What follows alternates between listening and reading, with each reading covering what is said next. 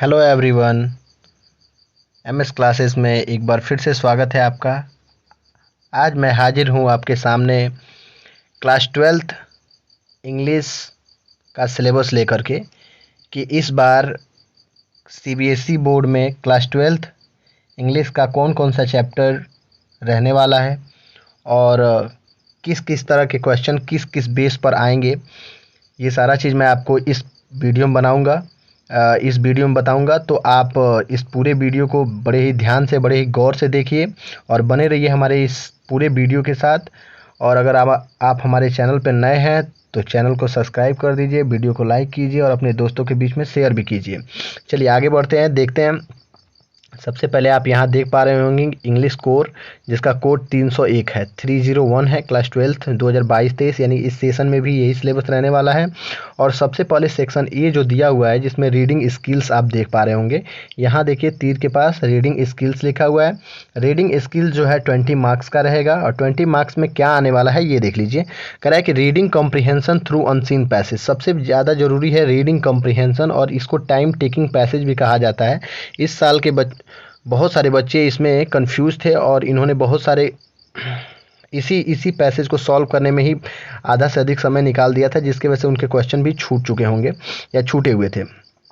बहुत सारे बच्चों का ये सारा प्रॉब्लम रहा है। तो आप ऐसी गलती ना करें, इसको ज़्यादा से ज़्यादा रिवाइज करें, ज़्यादा से ज़्यादा प्रैक्टिस सेट सॉल्व करें, ताकि ये पैसेज आपको आसानी से क्लियर हो सके। सबसे पहले देखिए कि one unseen passage to assess comprehension, interpretation and inference, vocabulary and inference of meaning will be assessed. The passage may be factual, descriptive और literacy। एक पैसेज दिया रहेगा 350 और 400 वर्ड्स में भी इतना हो सकता है और 10 नंबर का होगा। हो सकता है कि इसके ऊपर ऑप्शनल क्वेश्चन बने, जो एक पूरा पैसेज देने के बाद से उसी पैसेज के बेस पर 10 क्वेश्चन होंगे जो एक एक नंबर के होंगे। यहाँ 10x1 आप देख पा रहे होंगे। तो 10x1 मतलब एक पैसेज के ऊपर 10 क्वेश्चन 10 नंबर का। इसके बाद से दूसरा है कि one unseen case based passage with verbal visual input like statistical data charts etc, मतलब कोई भी चार्ट दिया होगा, कोई स्टैटिकल डाटा दिया होगा और उसके ऊपर एक पैसेज दिया होगा। इस पर भी आपको इस पैसेज के नीचे आपको 10 क्वेश्चन होंगे जो एक एक नंबर के होंगे और वो भी 10 नंबर का। तो ये दो मिनिमम आप ये कह सकते हैं कि रीडिंग सेक्शन में हमारे 2 पैसेज ही आने वाले हैं, जिसको ही बड़े बड़े ध्यान से, बहुत ही गौर से आपको सॉल्व करना है। और 10 यानी कि 20 क्वेश्चन आपको ऑप्शन में टिक करने होंगे और आपको 20 मार्क्स इस पे मिलेंगे।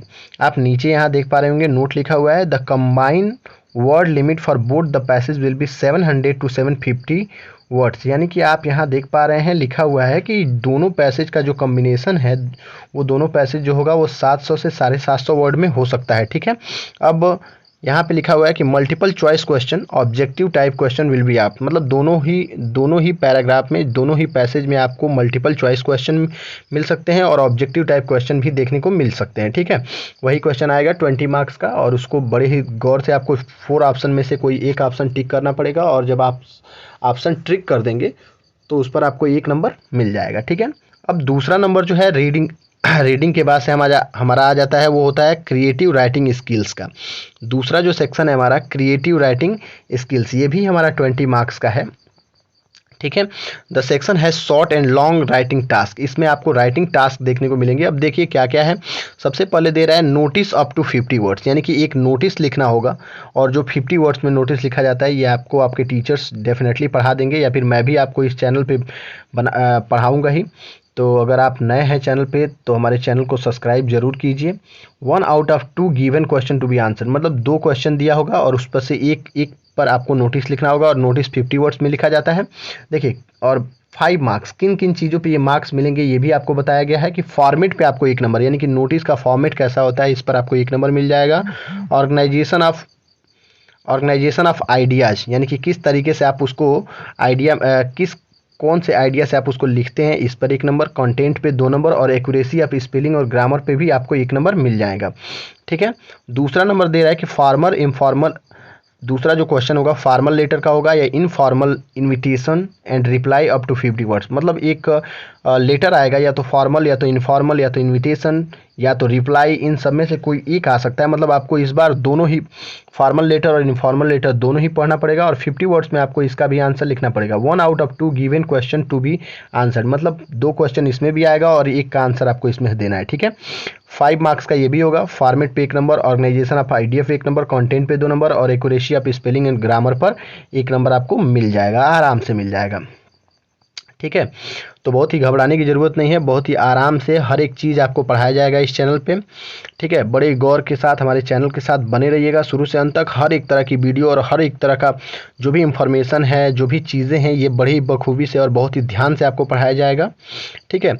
तीसरा नंबर का जो क्वेश्चन है कि letters based on verbal visual input to be answered in approximately 120 to 150 words, मतलब कोई लेटर्स आपको लिखना होगा जो वर्बल इनपुट या विजुअल इनपुट जो कुछ दिया होगा फिगर के रूप में, उसी पर से आपको आंसर लिखना होगा और अप्रॉक्सीमेटली 120 to 50 मतलब 120 से 150 वर्ड में लिखना पड़ेगा।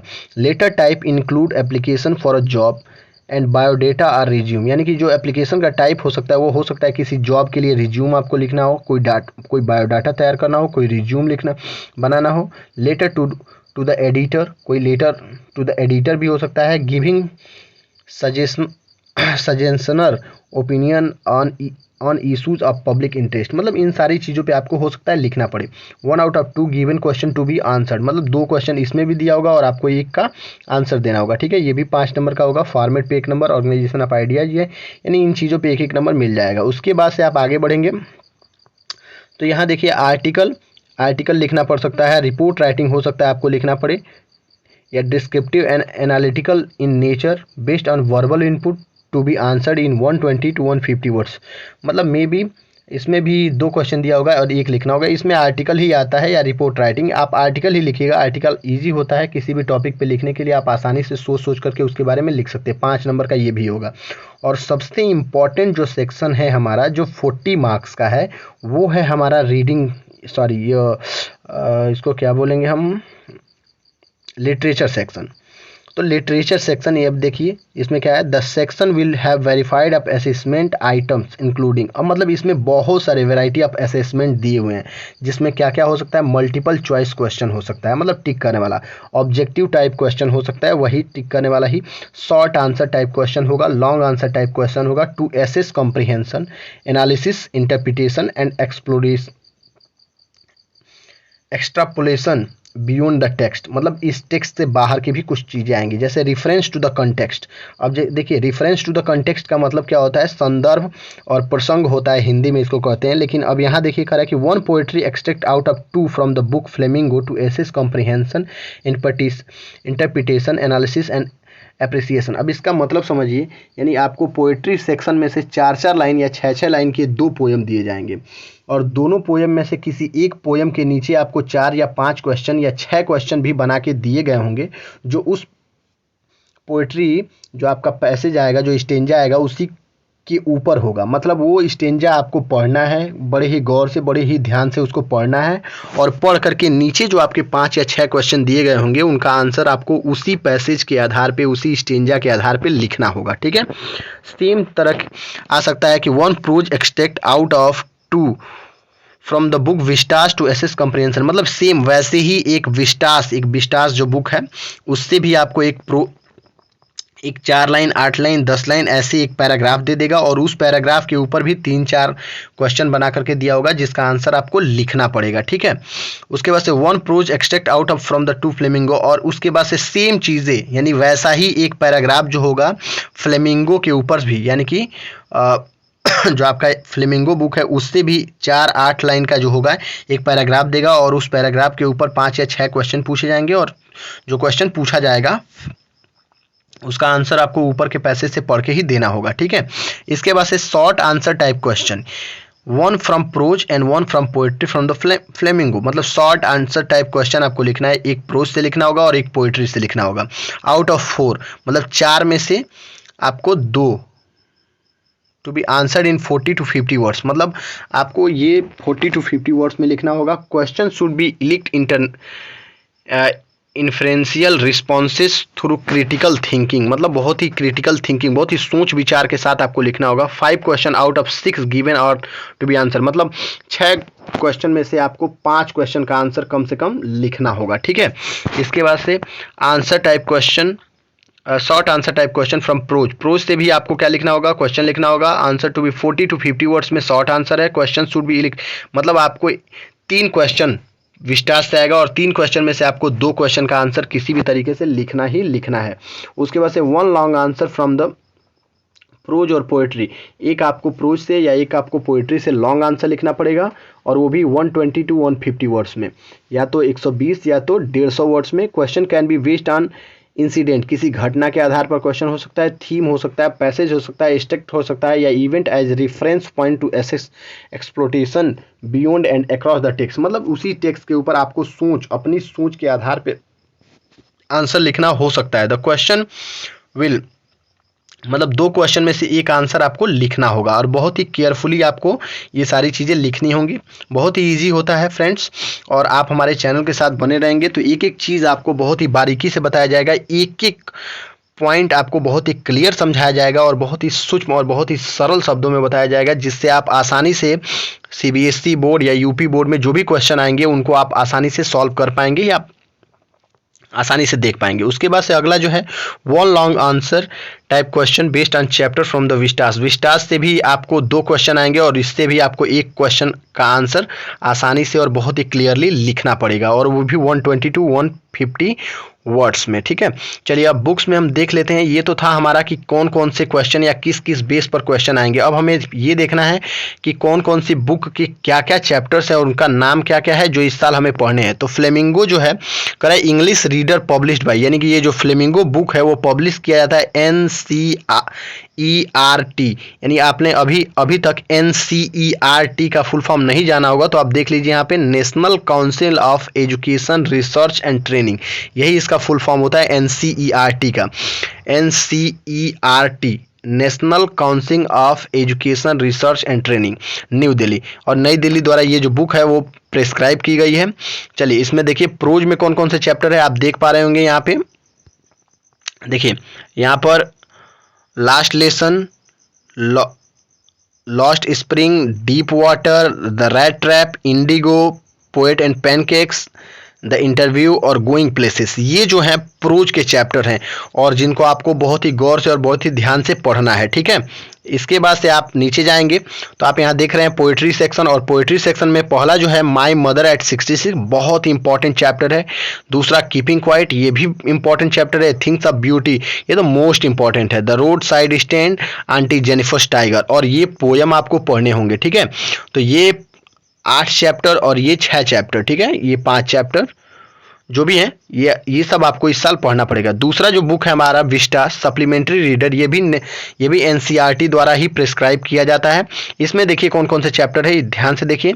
द थर्ड लेवल है, ठीक है, द टाइगर किंग है, journey to the end of the earth, the enemy, on the face of it और मेमोरी ऑफ चाइल्डहुड के 2 पार्ट हैं, जिसमें cutting of my long hair और we two are human beings है।